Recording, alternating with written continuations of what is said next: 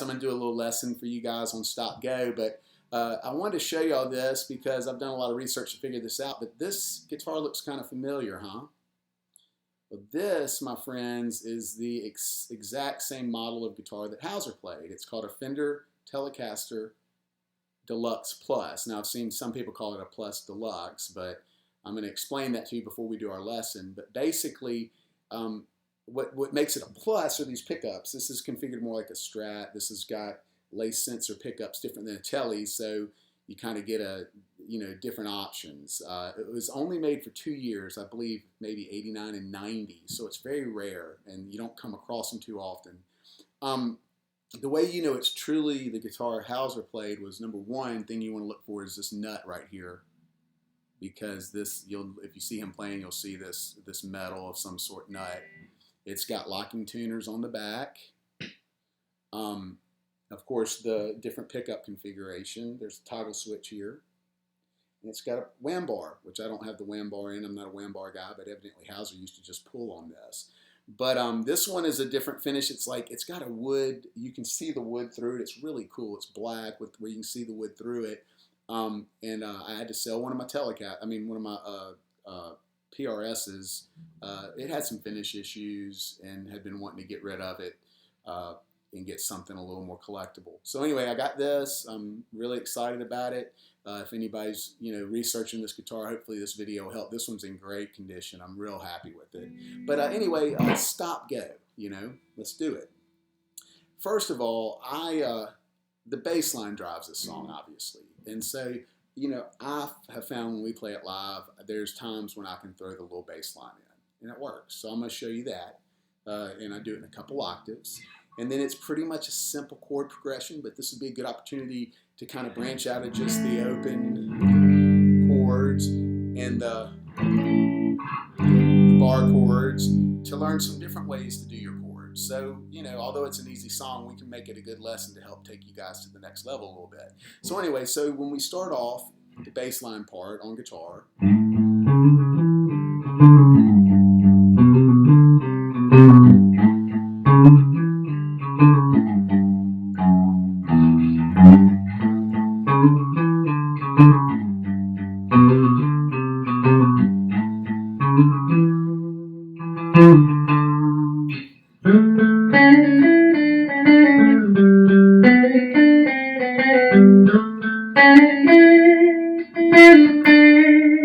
some of that stuff, and then the chords.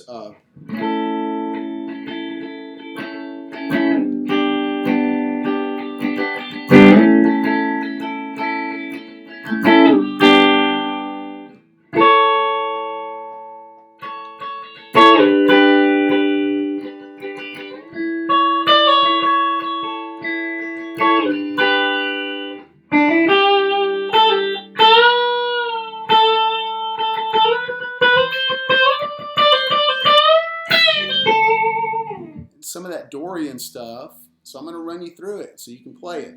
All right, so when we start on that first lick, we're going to be on the G string 5th fret, which is an A note.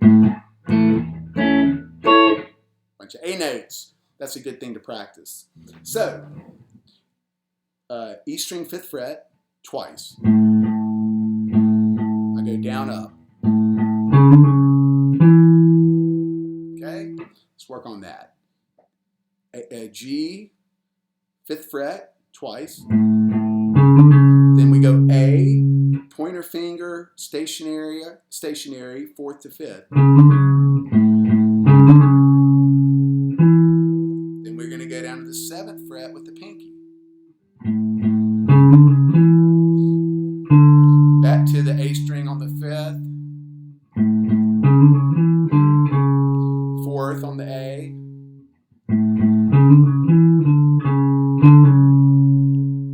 Pull off that to the 1, which is the A. The 1 is always like the first chord of the song.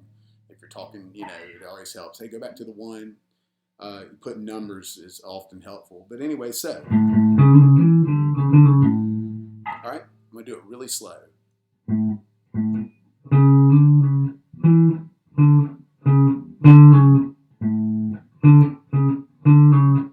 That part. just going to move that same little finger, that little progression or lick to the 3rd fret, G.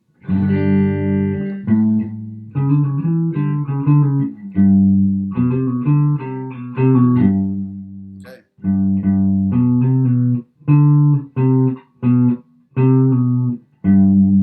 Okay. So we got that, and then we can take it, and the way to do octaves, like if you're playing something right here and you want to do it at a higher octave, all you do is this: skip a string. You can do some cool stuff like that, but you skip a string, and so we're going to go down a step on the D string, and there is my root note. So let's change our finger into the birdie finger, like we did there. So that's we're going to be on the D string on the 7th, going to the G string 6, hammer down, pull off, keeping that pointer finger stationary, pinky down to the 9th on the G string. So we're starting on the D. Now we're on the G string to the pinky.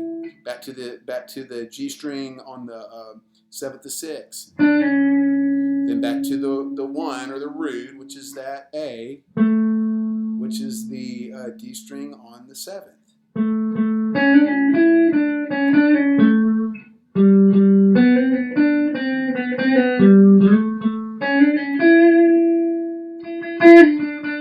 And that little pull off is just taking the G string and pulling off from the 9th to the 7th. 1, 2, pull off on the 3, and then hit it a couple more times, okay? You know, anyway, so you got that.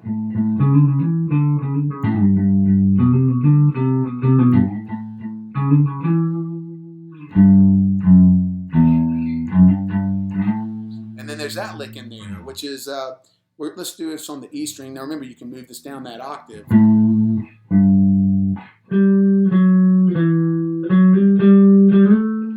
Okay, we'll start here. E string, 3rd fret, 2nd fret, open, and hammering from the 2nd to 3rd on the E string. Hit it twice. Pinky down on the 5th.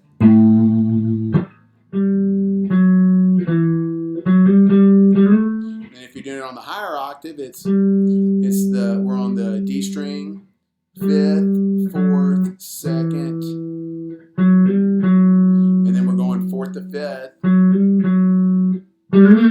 down to the 2nd, 7th. Okay? Now, there you go. You can work through that. Now, chording it. Well, here's the deal. I watched the video, and I could see JB really well, and he does it like I do it when we're playing it.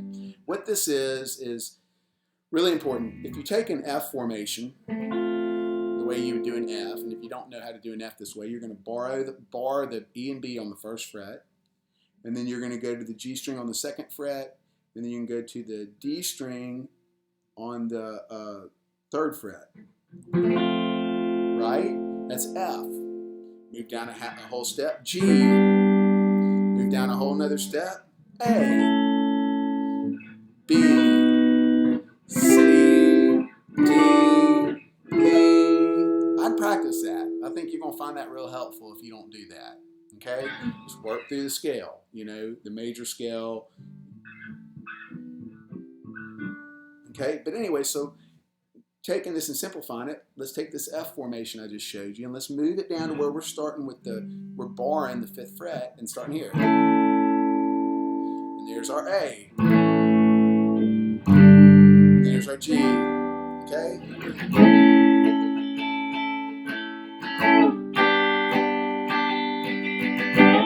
Little slide in there. Okay, so we're just A, which is the 5th, to the 3rd, to G. Or you can do it here.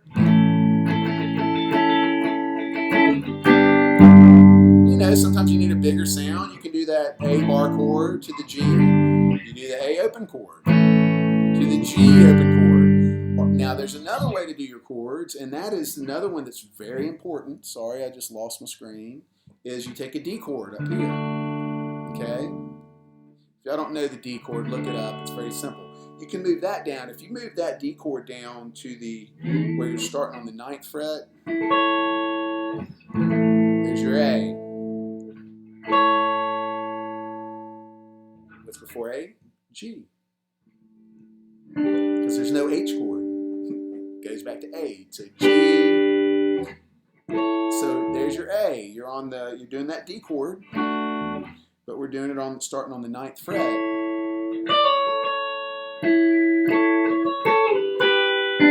If you want a little higher octave sound, you can do that.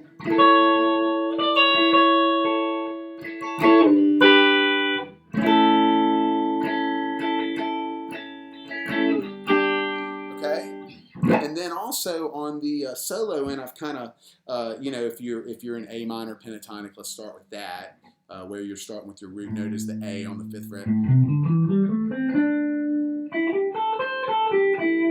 But I'm hearing it. There's a box up here in the pentatonic where you're basically.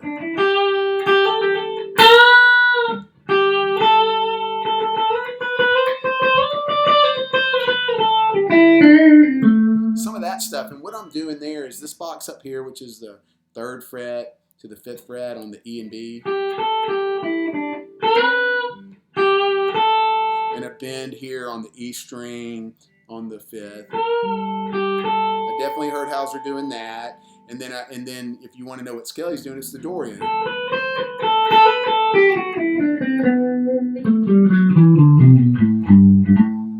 And there's some Dorian. So that Dorian, it's called A Dorian. You could look up that scale, and work on that. Take these scales, and when you're learning these scales, try to learn the melody. And then you can, if you have the melody in your head, then you can start doing them on one string and stuff like that. So think about the melody, play them in 5s, or 3s. And then change octaves, that octave thing, and then work on that. But it's definitely got a minor feel. It's definitely some Dorian licks in there. And anyway, let me know what you think about my new axe. I'm pretty excited about it. Thank you.